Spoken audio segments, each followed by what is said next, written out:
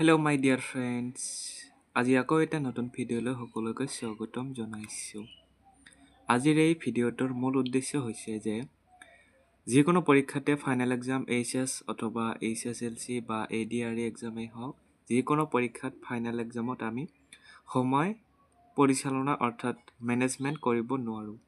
কিছুমান কুৱেশ্যন এনেকুৱা হৈ যায় 100 মাৰ্কৰ কুৱেশ্যন এনচাৰ কৰিবলৈ যাওঁতে প্ৰায় আমি 70-80 মাৰ্কৰ কুৱেশ্যনহে কৰিবলৈ পাওঁ। বাকী 20 বা 30 মাৰ্কৰ কুৱেশ্যন এনচাৰ আমি এৰি থৈ আহোঁ, অৰ্থাৎ আমি কৰিব নোৱাৰোঁ। গতিকে আজিৰ এইটো ভিডিঅ'টোৰ সহায়ত তোমালোকে এনেকুৱা ধৰণৰ সমস্যা অৰ্থাৎ পৰীক্ষাত টাইম মেনেজমেণ্ট কৰিব নোৱাৰাটো দূৰ হ'ব। গতিকে আহা ভিডিঅ'টো আৰম্ভ কৰোঁ।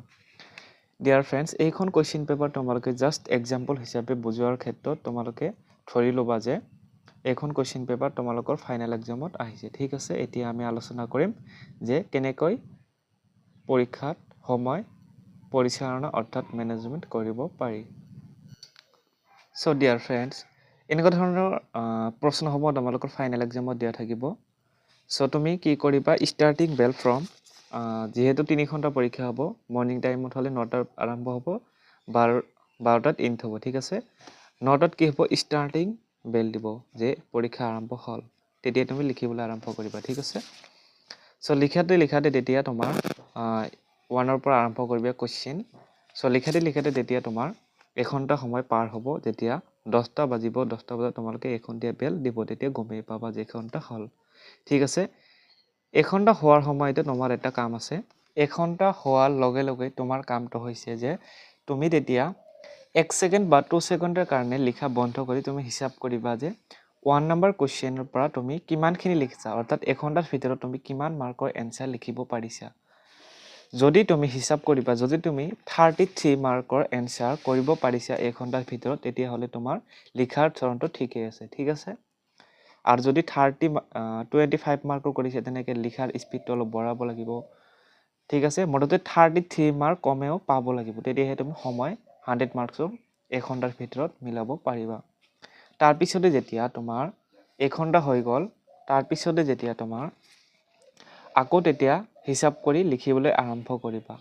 ঠিক আছে, আকৌ যেতিয়া 2 ঘণ্টাৰ বেল 11টা বজাত দিব, তেতিয়া তোমাৰ আকৌ কাম হ'ব যে তুমি যিখিনি তুমি 1 ঘণ্টাত লিখিছিলা তেনেকৈ এনেধৰণে দাগ দি থৈ দিবা যে 1 ঘণ্টাত এইখিনি লিখিছোঁ। তাৰপিছৰে পৰা মানে 9টাৰ ভিতৰত 10টালৈকে লিখিছা, যি লিখিছা। তাৰপিছতে 10টাৰ পৰা 11টা সময়লৈকে তুমি যি লিখিছা সেইখিনি আকৌ হিচাপ কৰিবা।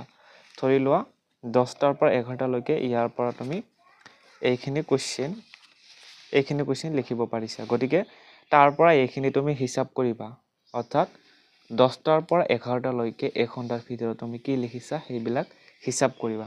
হিচাপ কৰি যদি চোৱা যে তুমি 33 নাইবা 33 ওপৰত লিখিব পাৰিছা, তেতিয়া তুমি ঠিকেই আছা, তোমাৰ লিখাৰ ধৰণ ঠিকে আছে। যদি তুমি 20 মাৰ্কৰ যদি তুমি চোৱা যে তুমি 20 মাৰ্কৰ অথবা 25 মাৰ্কৰ এনচাৰ কৰিব পাৰিছা, তেতিয়াহ'লে কিন্তু তুমি লেজি আছা, অৰ্থাৎ আৰু বেছি স্পীড লিখিবলৈ ট্ৰাই কৰিবা। ঠিক আছে, যদি 33 বা 33 প্লাছ লিখিব পাৰিছা, তেতিয়াহ'লে ঠিক ঠাকে লিখি আছা। ঠিক আছে, এইখিনি 9টাৰ পৰা 10টা, 10টাৰ পৰা 11টালৈকে গ'ল, বাকী আছে 2 ঘণ্টা গ'ল, মাত্ৰ 1 ঘণ্টাহে আছে। ঠিক আছে, মানে আকৌ তোমাৰ বেল দিব কেইটাত, 12টাত বেল দিব, পৰীক্ষা শেষ।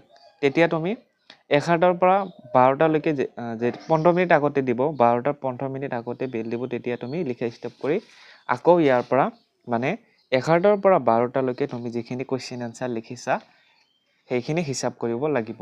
অৰ্থাৎ তুমি যদি চোৱা যে তুমি 11টাৰ পৰা 12টালৈ আকৌ একে নিয়ম, অৰ্থাৎ যদি তুমি চাব পাৰিছা যে তুমি 33 বা 34 মাৰ্কৰ এনচাৰ কৰিব পাৰিছা, তেতিয়া ঠিকেই আছে। বাকী 10 মিনিট বা 5 মিনিট সময় তোমাৰ বহি চেক কৰিব লাগিব, যদি তুমি সঠিকভাৱে লিখিছানে নাই, সেইখিনি 5 মিনিট সময় লাগিব। আকৌ যদি চোৱা যে তুমি 20 মাৰ্কৰ বা 30 মাৰ্কৰ লিখিছা, তেনেহ'লে তুমি আৰু স্পীড লিখিব লাগিব, কাৰণ 5 মিনিট সময় তোমাৰ এনে লাগিব ৰিভাইজ দিয়াৰ কাৰণে, 5 নাইবা ধৰি লোৱা 10 মিনিটছ বহি চেক কৰাৰ কাৰণে লাগে। গতিকে এনেধৰণে আমি সময় মেনেজমেণ্ট কৰিব পাৰোঁ। গতিকে ভিডিঅ'টো ভাল লাগিলে লাইক কৰিবা এণ্ড চেনেলটো ছাবস্ক্ৰাইব কৰি ৰাখিবা। Thank U.